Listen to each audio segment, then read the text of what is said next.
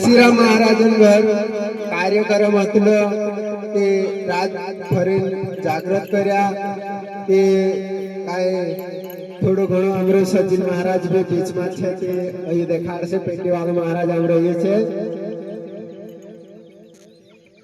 hello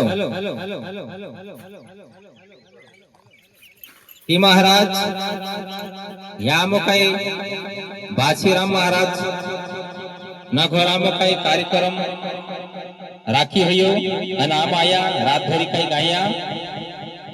તે આમાં काही વિડિયો બનાવીને કરીને ભણાઈ રહ્યા આમાં काही ગાદી જાગૃત કરને નહોતી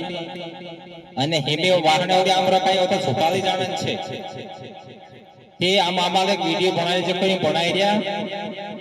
अच्छा लागे ते लाइक करजो અને શેર કરજો